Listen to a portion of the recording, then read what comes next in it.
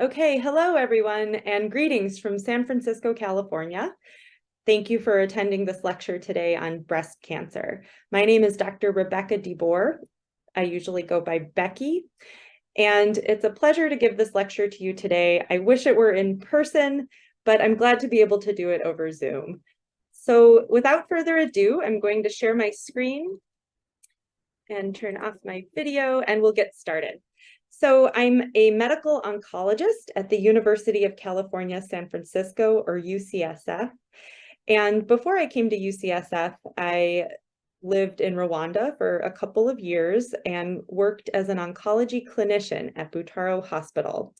And since that time, I've continued to be involved at Butaro as a clinical advisor and as a researcher. So I'm familiar with the context of breast cancer in Rwanda from that experience. So before we get started with the lecture, we have some pre-lecture questions. And the goal of these questions is to get you thinking about breast cancer and to assess my ability to teach you some new things about breast cancer from the beginning of the lecture to the end. So the first question is, which of the following risk factors increases the risk of developing breast cancer? A, having a sister with breast cancer. B, smoking cigarettes. C, multiple pregnancies. Or D, young age. Question number 2. What is the best approach to diagnose a breast mass that is concerning for cancer? A, mastectomy and axillary lymph node dissection. B, fine needle aspiration. C, core needle biopsy. D, clinical breast exam only. Question number 3. A 60-year-old woman is diagnosed with estrogen receptor positive breast cancer that has spread to her bones. Her pain is well controlled and she is able to do her usual activities. What is the best treatment for her? A, palliative care only. B, mastectomy and axillary lymph node dissection. C, chemotherapy. D, hormone therapy. Question number 4. What are potential public health strategies to reduce mortality rates of breast cancer in a population? And this is an open-ended brainstorming question, so we'll give you a few minutes to think about it.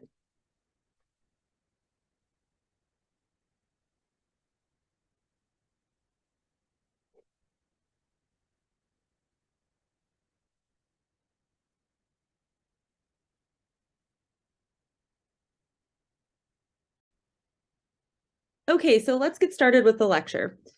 These are our learning objectives for today. By the end of the training, we hope that you will be able to understand the basic epidemiology of breast cancer, describe recommended methods for early detection of breast cancer, recognize common signs and symptoms of breast cancer, describe the diagnostic workup for breast cancer, and use staging and biologic subtype to determine treatment for breast cancer. So let's start with the basic epidemiology of breast cancer. This slide shows how breast cancer compares to other types of cancer in terms of incidence, which means number of new cancer cases, and mortality, which is cancer deaths worldwide. So these charts on the left show the distribution of cancer types for both sexes combined. And you can see that female breast cancer, here in pink, is the most commonly diagnosed cancer in the world across both sexes. And in 2020, there were 2.3 million new cases of breast cancer diagnosed. The charts on the right show cancer incidence and mortality for females. And you can see that breast cancer in pink is both the most commonly diagnosed cancer among women and the leading cause of cancer death among women worldwide. This slide shows data from the Rwanda Cancer Registry. Essentially, these graphs show the most common types of cancer in Rwanda for both sexes on top and for women on bottom.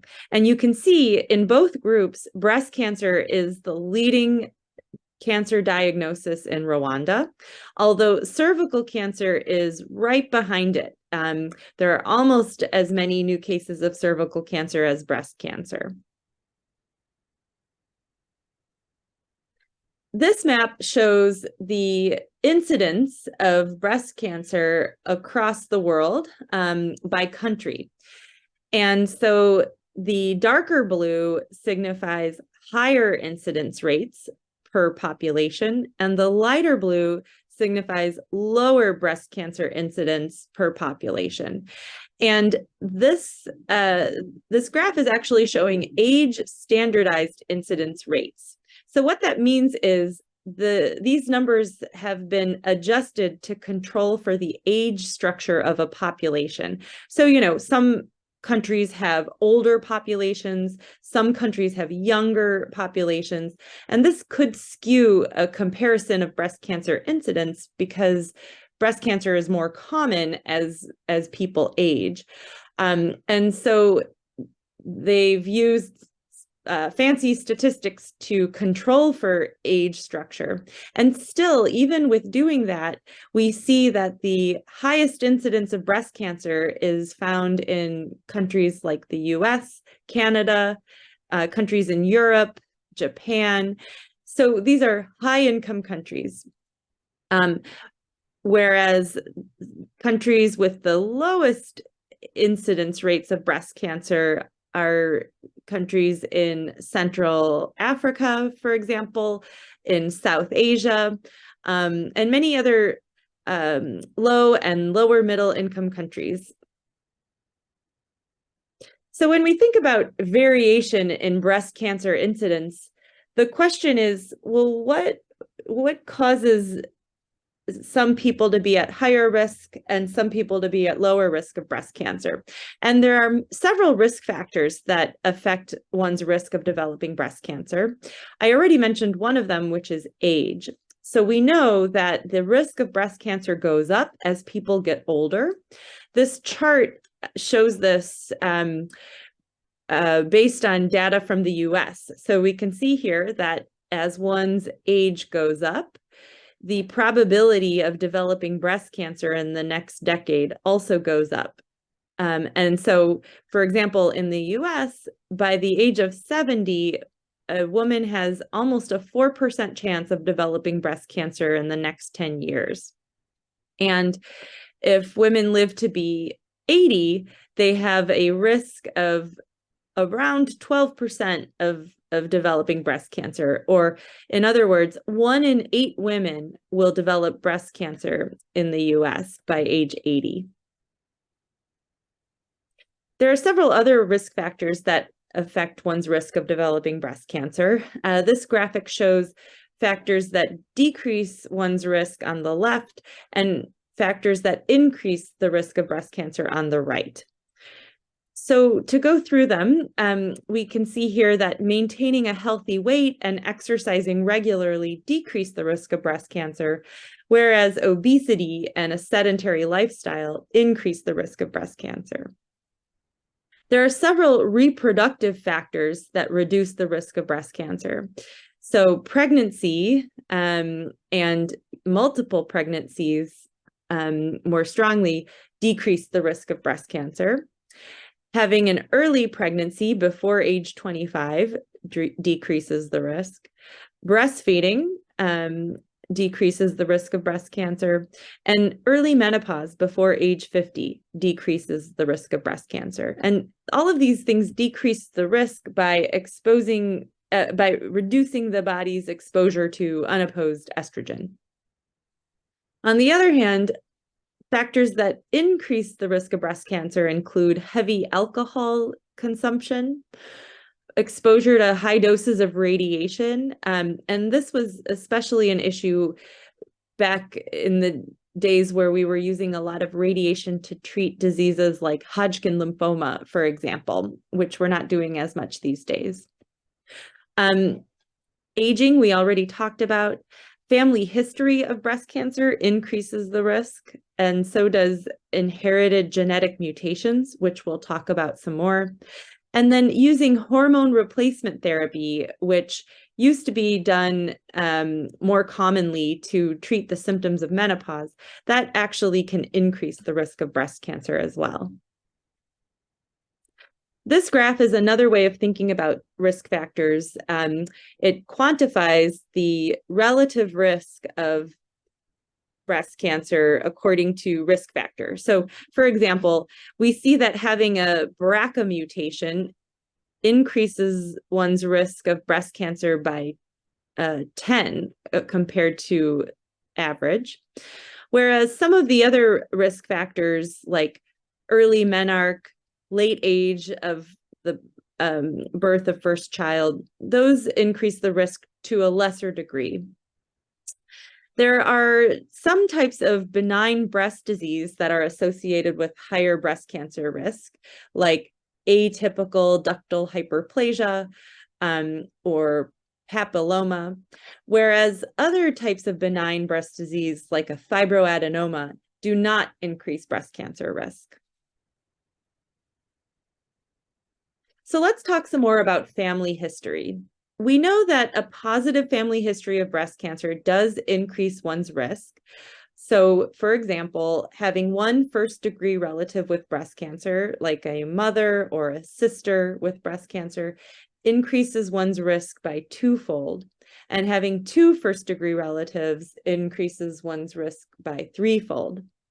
But it's important to recognize that not all positive family history carries the same level of risk. So some factors that increase the importance of a family history in terms of the contribution to risk are younger age at diagnosis, a higher number of family members, the presence of other cancers like ovarian cancer, or the presence of male breast cancer.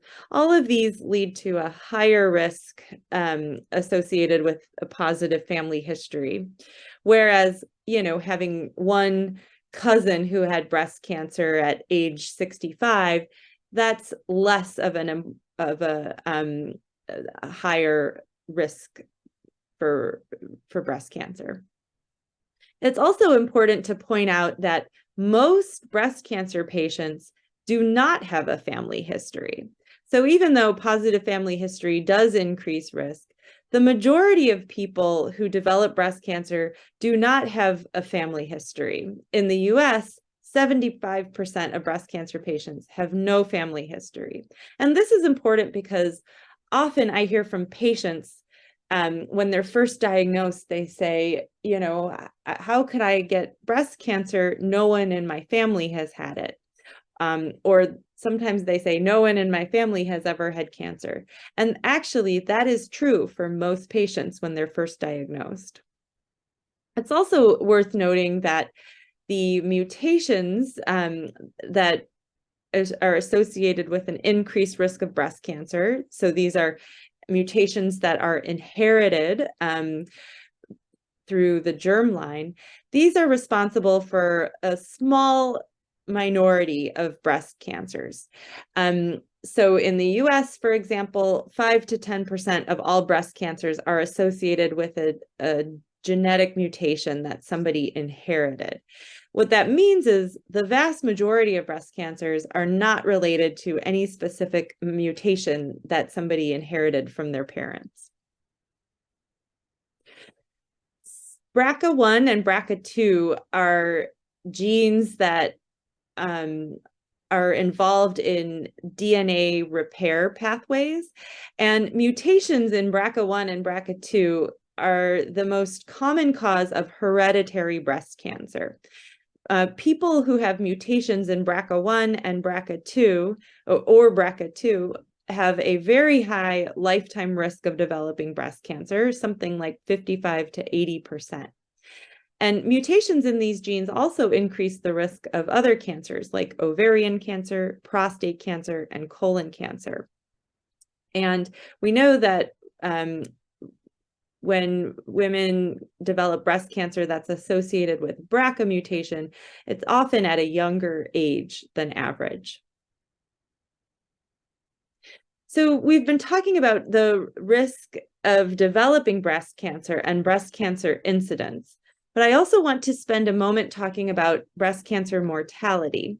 So this is a map showing the mortality rates of breast cancer across the world. And so this is the mortality rate per 100,000 people. And again, these rates are age standardized, so they control for the age structure of the population. And so what we can see is that the highest mortality rates from breast cancer, which are signified by dark red, occur in sub-Saharan Africa, in some countries in the Middle East and the Pacific, and the Caribbean and South America. And many of these are low-income countries or less developed countries. Whereas the mortality rates are lower in upper income countries, and upper middle income countries. So this is called the breast cancer mortality gap. And this is another way of visualizing this gap. So this graph shows on the y-axis breast cancer deaths per 100 cases. So in other words, breast cancer mortality. And the x-axis shows breast cancer incidence or new cases per 100,000 women. And the dots, each dot represents a country, and they're color-coded according to the HDI, which is Human Development Index, which is a measure of economic development. And the blue dots are very high HDI countries or highly developed countries. The red dots are low HDI countries or less developed countries. And basically what you see is that the blue dots, the very high developed countries, have the highest incidence of breast cancer, but the lowest mortality rates. In contrast, many low HDI countries or less developed countries have low incidence rates, but very high mortality rates. So why is this? Why do we see higher breast cancer mortality in less developed countries? Well, a key reason is that unfortunately in these settings, patients are diagnosed with breast cancer at advanced stages. So the graph on the right here shows the percent of breast cancer cases that are diagnosed at late stages, so stage 3 or stage 4, by country and over time. So the orange bars show the percent of breast cancer cases that are diagnosed at late stage in sub-Saharan Africa. And these numbers are going down over time, but unfortunately, it's the case that the majority of patients in sub-Saharan Africa are diagnosed with stage 3 or stage 4 breast cancer. In contrast to the US and Norway, where a smaller percentage of patients are diagnosed at stage 3 and stage 4. So why is this? Well, there are different types of barriers to early diagnosis of breast cancer. For example, in some places, weak health system infrastructure might pose a barrier. Low public awareness about breast cancer is another barrier. And then in addition, another reason for higher mortality is inadequate access to treatment.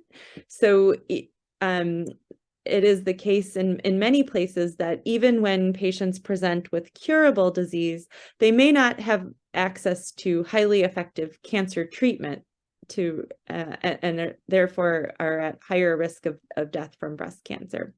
And it's important to point out that there are some data to show that in some places, including parts of Africa, there seems to be a increased risk of a more aggressive biology of breast cancer.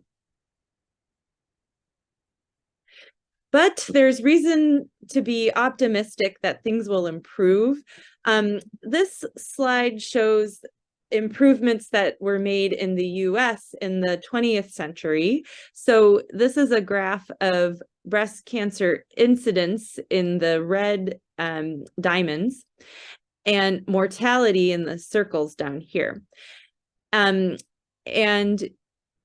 over time, you can see there were advancements in breast cancer care. So in the 50s, breast self-exam began to be promoted. Mammogram was introduced in the US in the 70s, and then chemo and hormone therapy. And, during this time, the incidence rates of breast cancer, so new diagnoses, kept going up, but mortality stayed the same, which meant that more women were being diagnosed with breast cancer, but more women were surviving it. And the point of this slide is that even before mammography was introduced and chemo and hormone therapy became standard of care, mortality rates were already going down. And we think that that's because of higher quality primary care and preventive medicine and stronger healthcare systems. Here are some data from Rwanda. This is a study that was published from the early days of Butaro in an initial cohort of breast cancer patients. So we see here that most of the patients in this cohort were diagnosed before the age of 50, and about 19% had early stage disease at diagnosis, 44% had locally advanced disease, and 36% had metastatic disease. And you can see on the right that the survival rates were highest for early stage patients, less high for locally advanced, and lowest for metastatic patients. And I think this shows us that when patients do present with early stage disease, we have the treatment available and they do well. And so the key is to get more patients diagnosed at earlier stages.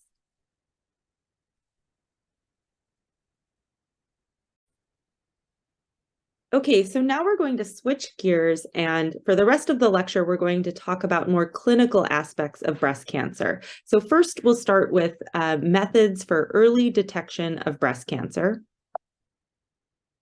So we've talked a little bit about the importance of detecting breast cancer at early stages.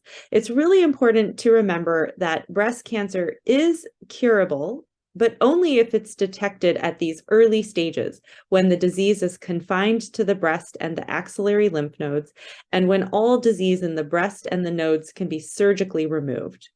So in order to detect cancer at these early stages, it's really essential to educate the public and educate women about routine breast care so they can detect themselves when there's a change in their breast and seek care.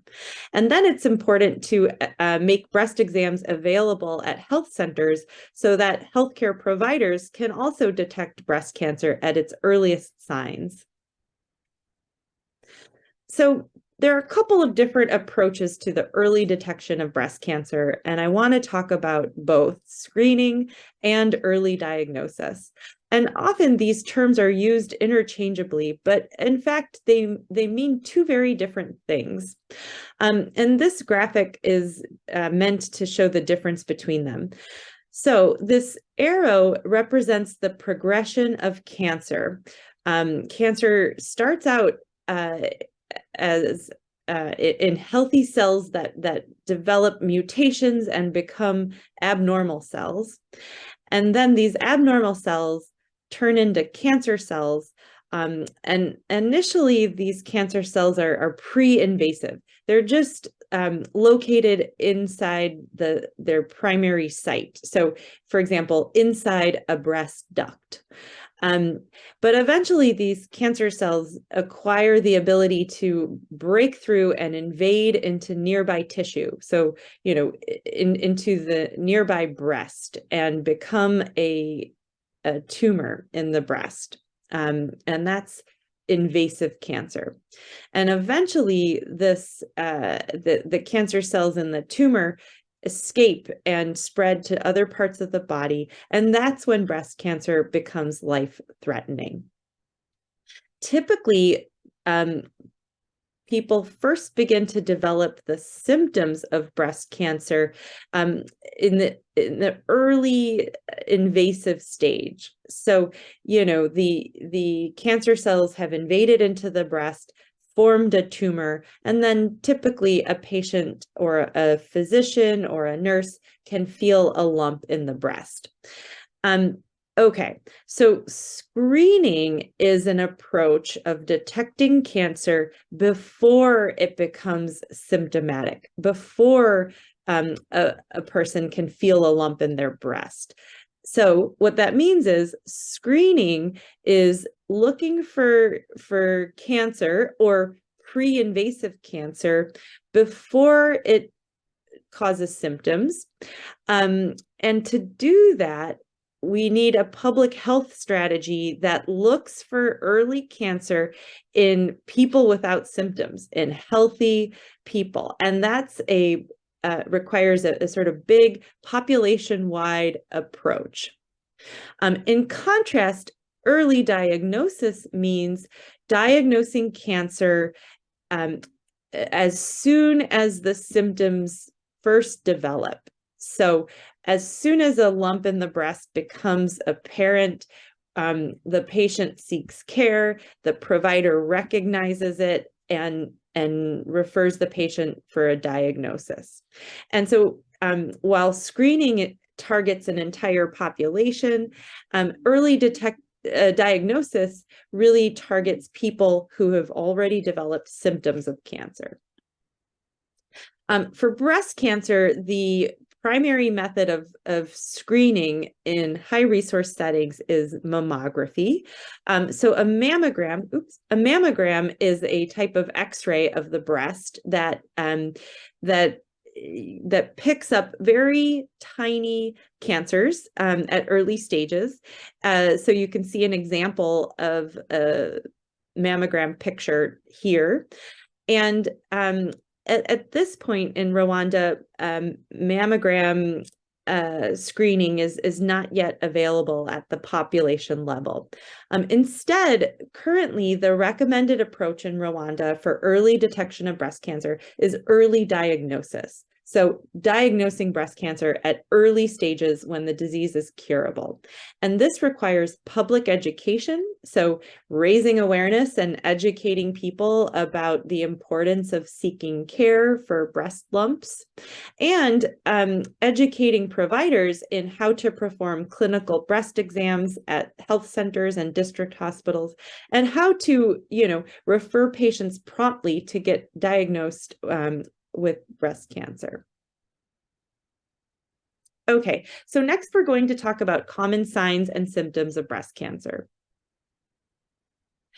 This is a cartoon that is meant to show different types of signs of breast cancer.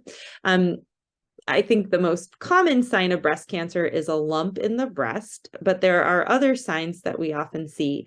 For example, a change in the shape or the size of a breast, changes in the nipple, like inversion of the nipple, discharge, including bloody discharge from the nipple, skin changes such as redness or peau d'orange, which signifies edema of the breast, and skin dimpling or tethering can also be seen.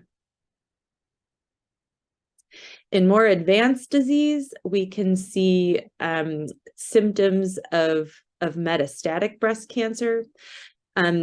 This may include general symptoms like tiredness, fatigue, loss of appetite, unintentional weight loss, or specific symptoms related to where the cancer has spread. So if the cancer has spread to lymph nodes, like in the axilla or in the neck, patients may feel, the lumps in their armpit or their neck.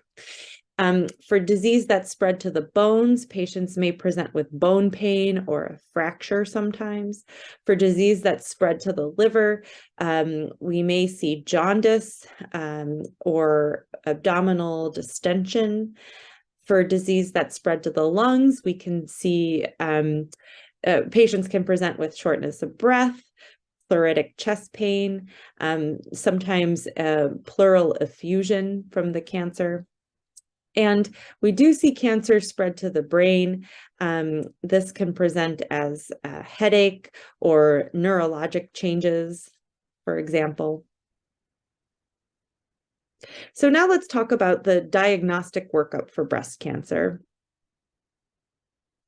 The first step in diagnosing breast cancer is to obtain tissue through a biopsy. And the goal here is to confirm the pathologic diagnosis and also to determine the subtype of breast cancer, for example, to determine whether it's estrogen receptor positive or not.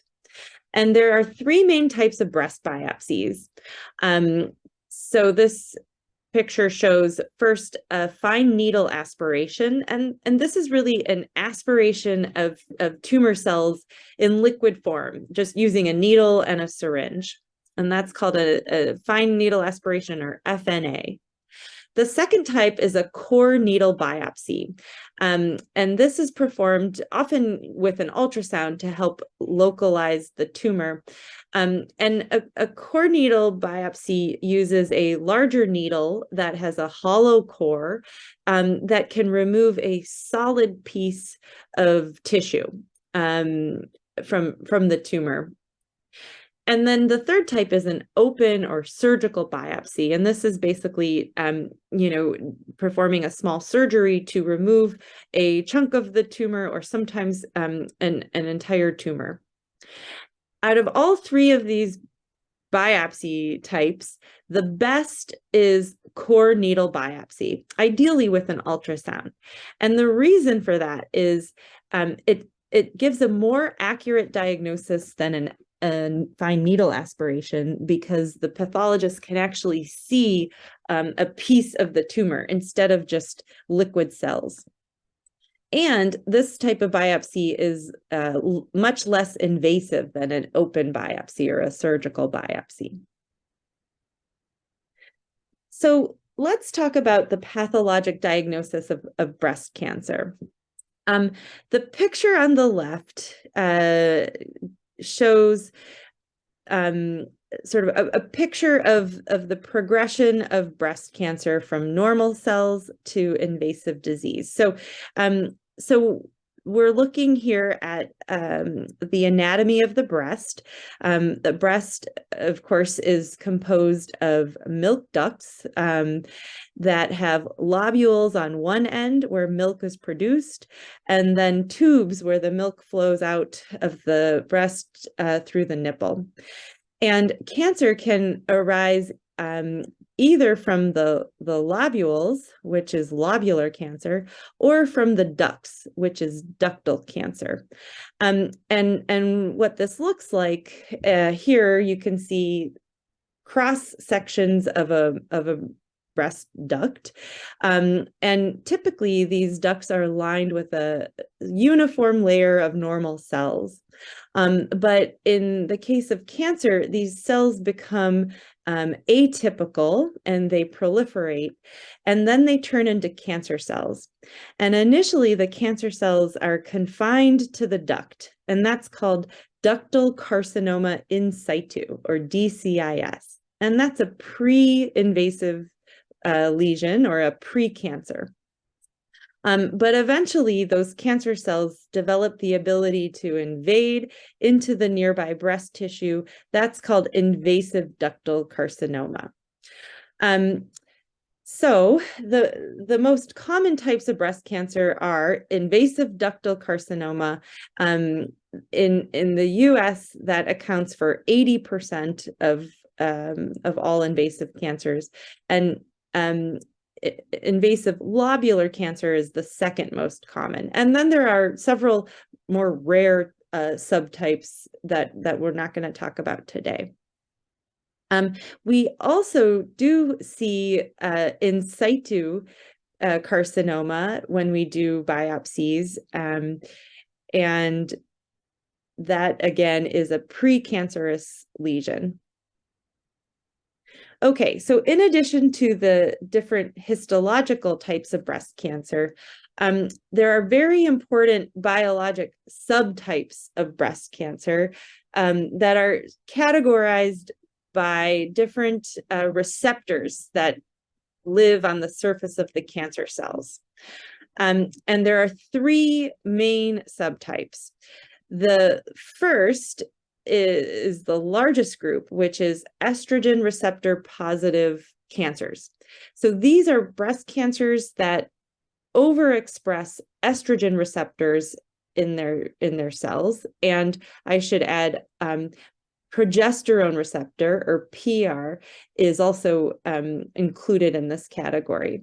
And estrogen receptor positive cancers account for the majority of all breast cancers. So 65 to 75% of all breast cancers are ER positive. The second subtype is called HER2 positive. HER2 is a different type of receptor, and this accounts for about 15 to 20% of all breast cancers. And actually, the rate is a little bit higher in Rwanda from the data we have.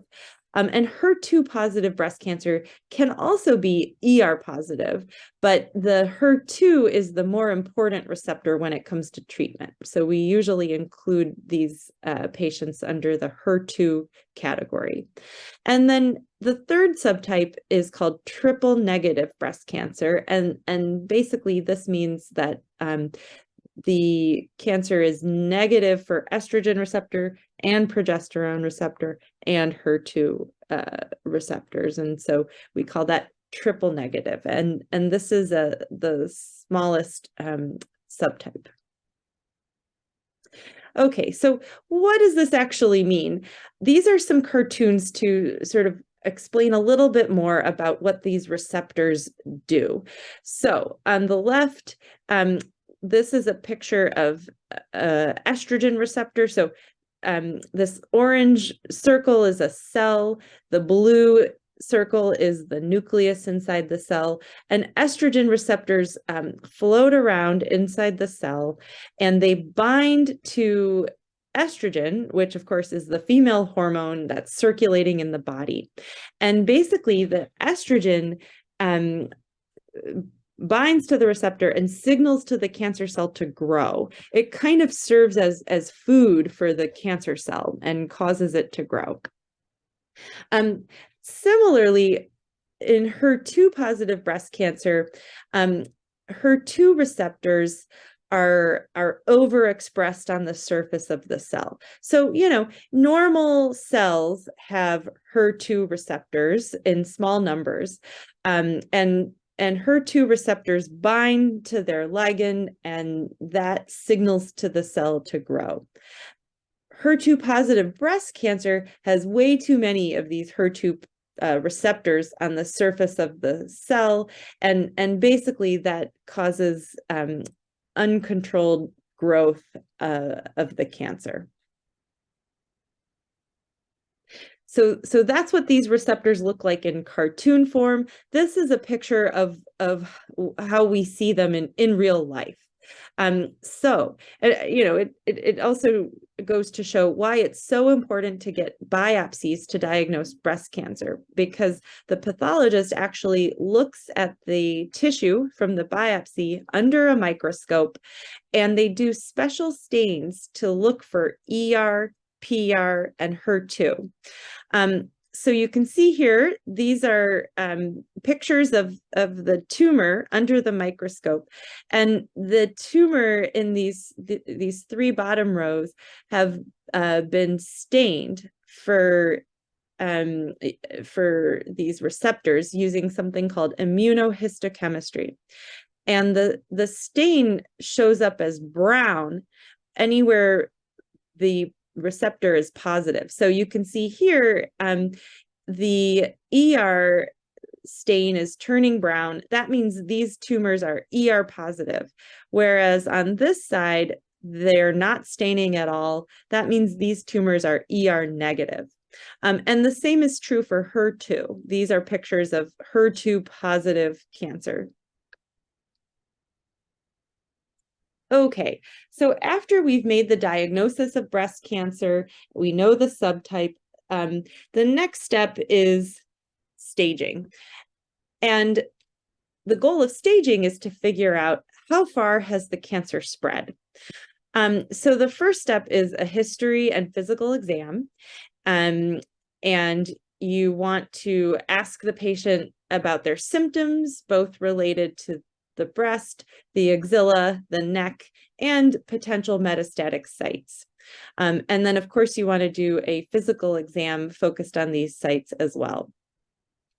Occasionally, a mammogram and ultrasound of the breast are helpful in a staging workup. That's usually when the disease is very early stage and we're trying to figure out the extent of disease in the breast and axilla.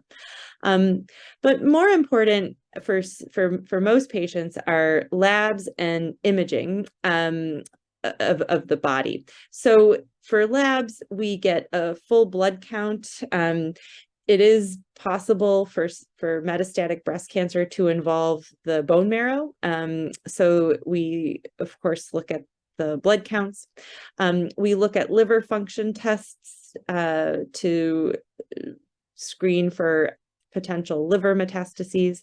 And alkaline phosphatase can be elevated in the setting of bone metastases. So we also check that. In terms of imaging, at minimum, we do a chest X-ray and an abdominal ultrasound to look for metastases. Sometimes on chest X-ray, it'll be very obvious that a patient has a malignant effusion or lung metastases, and it's not necessary to get a CT scan. But most of the time, if there's any suspicion of metastases based on the clinical evaluation or the chest X-ray or ultrasound, we do want to get a CT scan of the chest, abdomen, and pelvis. For bone mets, sometimes an X-ray can be helpful, especially if we have a high suspicion. An X-ray can sometimes confirm metastasis. Sometimes these bone metastases are often seen on CT scan. If available, a nuclear medicine bone scan can also be helpful to diagnose bone metastases. A PET scan is not routinely used to stage breast cancer, even in high resource settings, unless there are specific indications for a particular patient. Okay, and so we do these evaluations and then we determine the stage of the disease. And we typically think of breast cancer in terms of three main stage categories: early stage, locally advanced, and metastatic. Early stage disease is disease that's confined to the breast. Typically, the tumors are small. They do not involve the skin or the chest wall. And if there are involved lymph nodes, they're mobile and not fixed to the skin or underlying tissue. And that's sort of early stage disease. Locally advanced disease typically includes larger tumors that can involve the skin or the chest wall. The axillary nodes are fixed, but there are no supraclavicular or cervical lymph nodes and no distant metastases in locally advanced disease.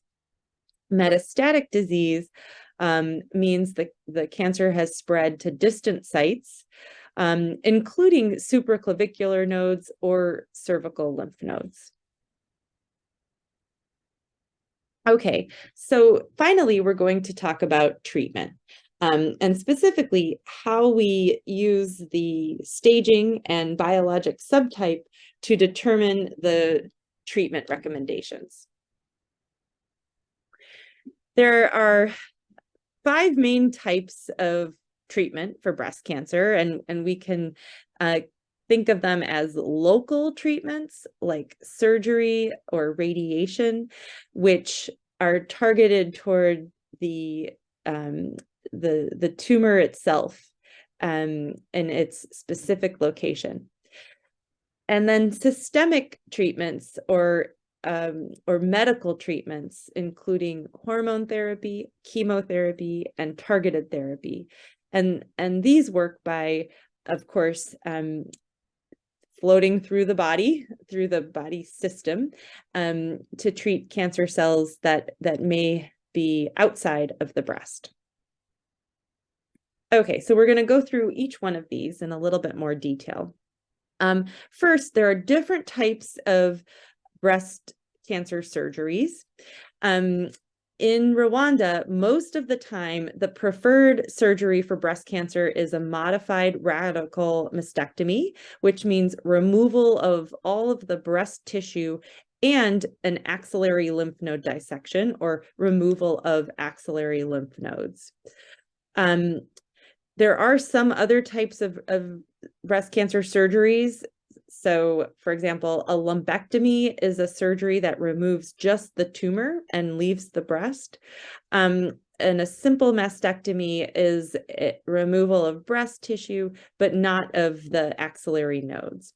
And it's really important to recognize that these surgeries must be followed by radiation treatment to the breast and usually the axilla in order to be complete.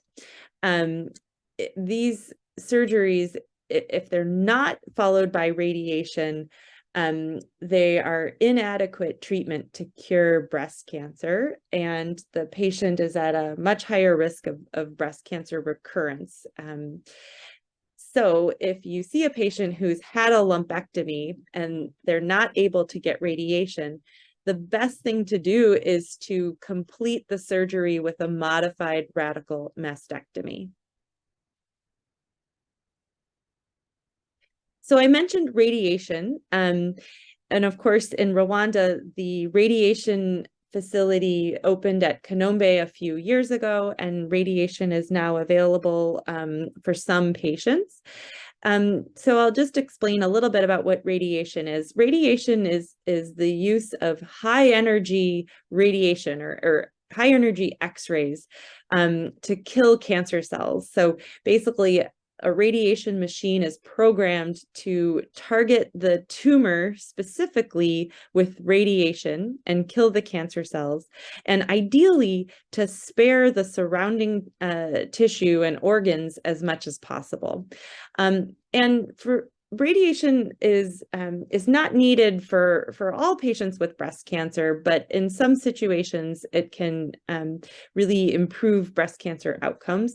Generally, its role is after surgery.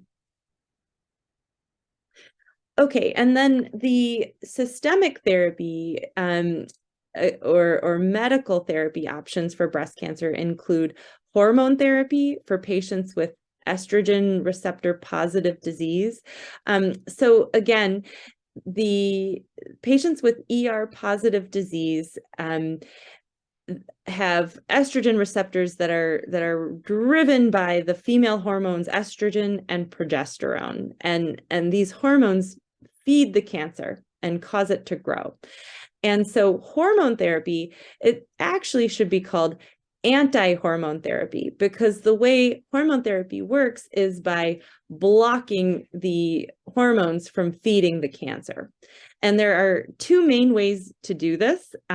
So both of the common hormone therapy medicines that we use are oral pills. One is called tamoxifen, and tamoxifen works by binding to the estrogen receptor and blocking the estrogen hormones from getting in. The other type of hormone therapy is called aromatase inhibitors. These work in a different way. They work by blocking the production of estrogen, and this lowers the levels of estrogen in the body and really sort of starves the cancer cells to death. The next type of medical therapy that we use is chemotherapy. Chemotherapy is completely different from hormone therapy. Chemotherapy works by killing cancer cells directly, and actually it works by killing any cells in the body that are rapidly dividing. Most chemotherapy is medicine that we give intravenously, although there are some types of chemotherapy that come in a pill form. And then finally, targeted therapy. So targeted therapy is another type of medicine that we use to treat cancer. It's different than chemo because chemo kills any cells that are rapidly dividing. Could be cancer cells, they could be other types of cells, but targeted therapy is intended to target cancer cells specifically. And in our case, in breast cancer, the most common type is HER2 targeted therapy. So remember, HER2 positive breast cancer has HER2 receptors all over the cell surface. And the targeted therapy, trastuzumab, is a type of antibody that is designed to bind to those HER2 receptors and shut down the cell signaling, causing the cancer cells to die. Okay, so we have all of these treatment options. How do we decide what to use? There are a few key questions that we ask ourselves to figure out our treatment approach. The first question is the cancer metastatic? Meaning, has it spread outside the breast and the axilla? If not, is the cancer resectable? And either way, we want to know, is the cancer hormone sensitive? In other words, is it estrogen receptor positive?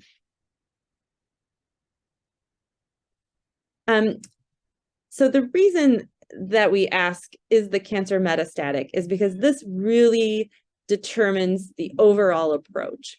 For non-metastatic cancer, or early stage and locally advanced cancer, the goal of treatment is to cure the cancer. What that means is eradicate the disease from the body and reduce the risk of recurrence. Make sure it doesn't come back. So the primary treatment for early and locally advanced cancer is local treatment, meaning surgery plus or minus radiotherapy. And then, the goal there is to remove the disease from the body. But we know that cancer cells can escape from the breast and float to other parts of the body. Often this happens and we're not able to see it because the cells are too small to see on a CT scan. So to kill those floating cancer cells, we use systemic therapy, either before or after surgery. And this really reduces the risk of the cancer coming back. In contrast, for metastatic cancer or stage 4 cancer, it is not possible to cure the disease, and instead the goal of treatment is palliation. And what that means is we want to prolong survival, alleviate the symptoms from cancer, and preserve quality of life for as long as possible. And we do this with systemic therapy and not usually surgery. So hormone therapy, chemotherapy, and targeted therapy. So how do we decide which systemic therapy to use? Well, it depends on the receptors. And that's why it's so important to get a biopsy and to evaluate the receptor status for each patient. So For ER positive patients, we treat with hormone therapy, which is also called endocrine therapy and represented here in green.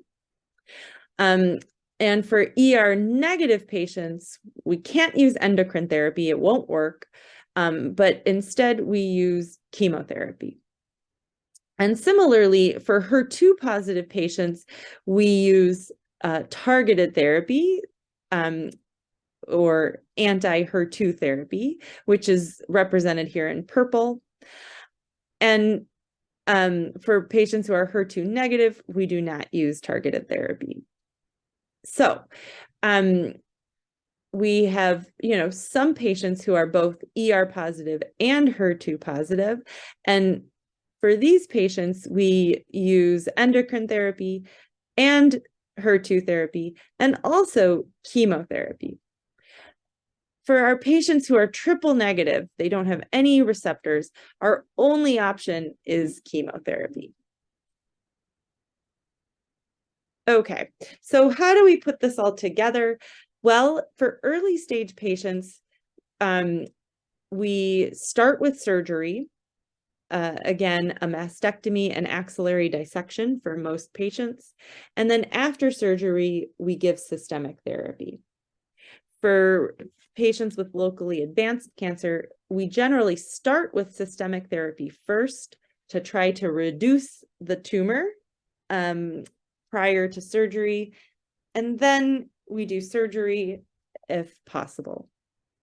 For metastatic patients, the approach is to use systemic therapy only.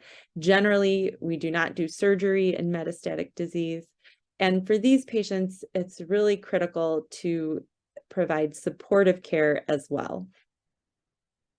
So I'll go through each of these in a little bit more detail. So again, for early stage disease, we start with surgery, and then we give adjuvant systemic therapy after surgery.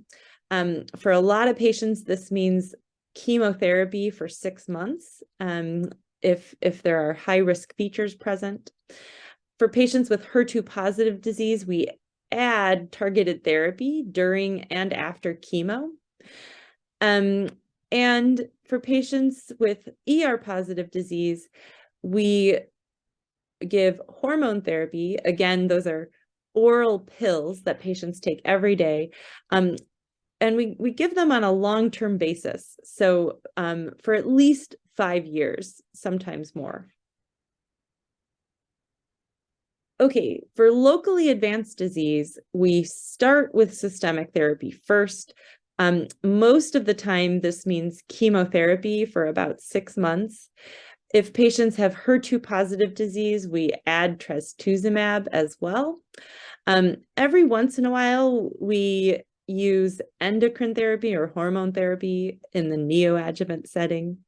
And again, the goal is to reduce the disease and optimize surgical options. So after the systemic therapy, if a patient is resectable, then we go to surgery next. And this is where we might use radiation after mastectomy for large tumors or in cases where there are many positive lymph nodes, if radiotherapy is available.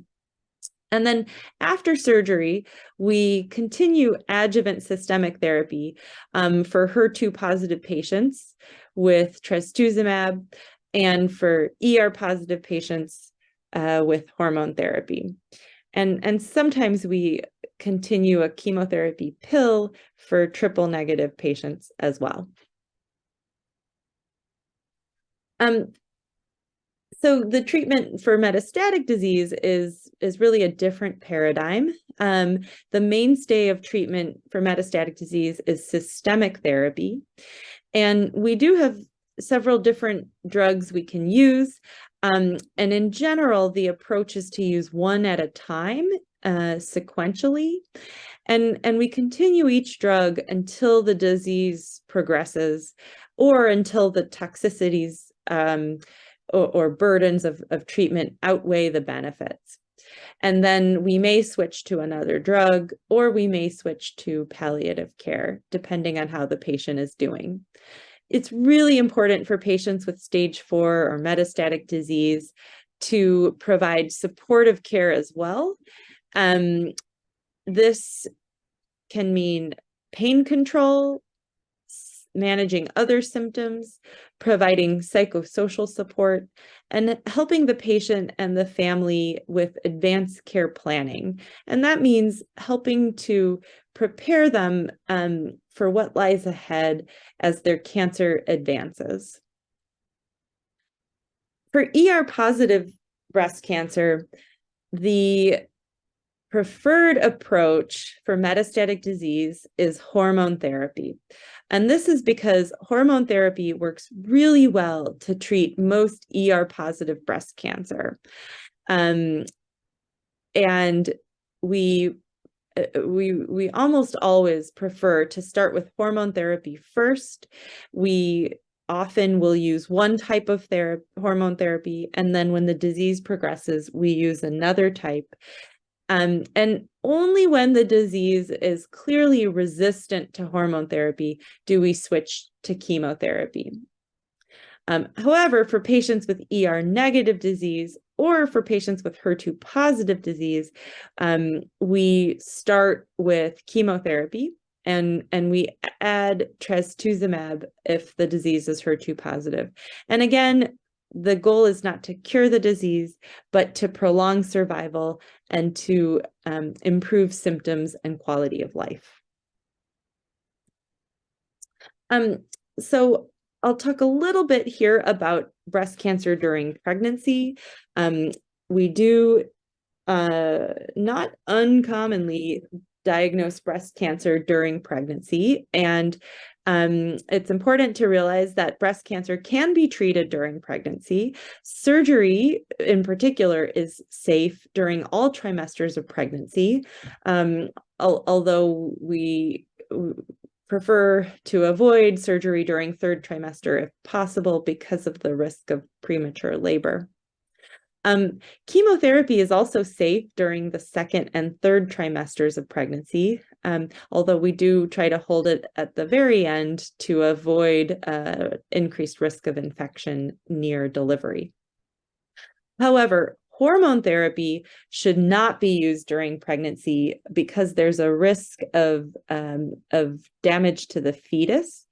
And so what that means is patients who are taking hormone therapy pills need to be on some form of contraception. Usually these patients should have an IUD placed because they cannot use hormonal birth control. Condoms are also an option. And if a patient does become pregnant while they're taking hormone therapy, the hormone therapy must be stopped immediately. Similarly, trastuzumab can cause damage to the fetus and should not be used during pregnancy. And actually, women should wait for 7 months before conceiving after they're done with trastuzumab in order to make sure the fetus is safe. All of these medicines, chemo, hormone therapy, and trastuzumab, should not be given while a patient is breastfeeding, and instead, infant formula should be provided. And I'll just say a couple words about male breast cancer. So compared to female breast cancer, male breast cancer is relatively rare. In the US, less than 1% of all breast cancers are male breast cancer. There are some data to show that the numbers, the proportion of male breast cancer among all breast cancers is a little bit higher in parts of Africa, like Tanzania and other places in Central Africa. And so, we need more research to better understand this. In general, treatment guidelines for males are the same as for females with breast cancer. There's very little data dedicated to male breast cancer, and so most of the time we are extrapolating from female breast cancer. There are some nuances when it comes to hormone therapy, but I won't go into those today. And finally, breast cancer survivorship. So as I mentioned, most patients with early or locally advanced disease who are ER positive will continue on hormone therapy pills for many years. And during that time, it's really important to continue to follow these patients at least every 3 months. And the goal, of course, is to make sure that they're doing okay on their hormone therapy, that they're taking it every day and not missing doses, because that can lead to an increased risk of resistance and recurrence, and to monitor and treat the side effects of hormone therapy. For all patients after curative therapy, surveillance is really important. Of course, we treat with the goal of curing the disease, but we know that a certain number of patients will develop a recurrence, and meaning the disease will come back, and often it comes back at a distant site, and in that case becomes metastatic and not curable, but we can often provide treatment. Every once in a while, we do see a local recurrence, meaning a recurrence in the breast or the chest wall or the axilla, and sometimes those situations are also potentially curable. So we follow these patients regularly, and for breast cancer, we don't necessarily need to get lab tests and imaging if people are feeling great. But if they do develop new symptoms or there's any concern for a recurrence, that's when we get labs and imaging. There are also some important lifestyle recommendations that have been shown to optimize breast cancer outcomes. So, for example, maintaining an active lifestyle with physical activity or exercise, eating a healthy diet like a traditional Rwandan diet, and not, foods with lots of sugar and lots of fat. Limited alcohol intake, and achieving and maintaining an ideal body weight. All of these are lifestyle recommendations that can optimize breast cancer outcomes. And with that, I'll wrap up. Thank you so much for your attention. My email address is here. Feel free to email me if you have any questions about any of the lecture material. And good luck. I hope to see you soon in Rwanda.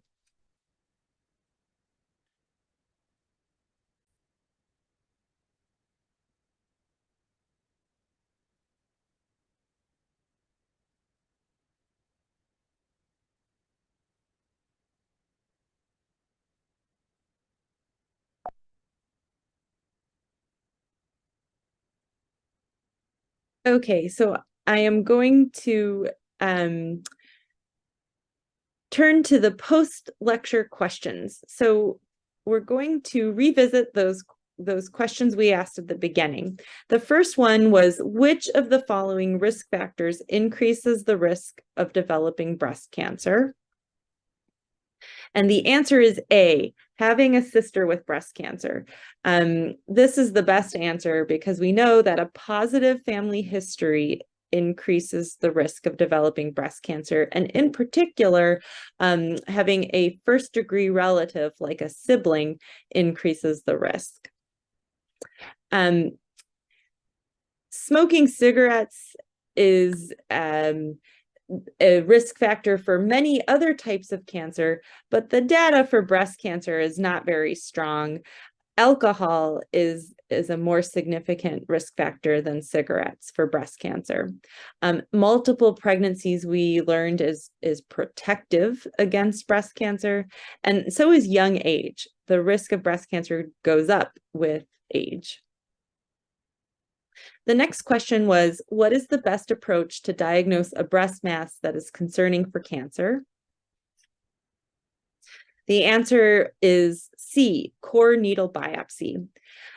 So mastectomy and axillary lymph node dissection is the surgical treatment for breast cancer, but you wouldn't do this to diagnose breast cancer. You would want to make the diagnosis first before doing surgery.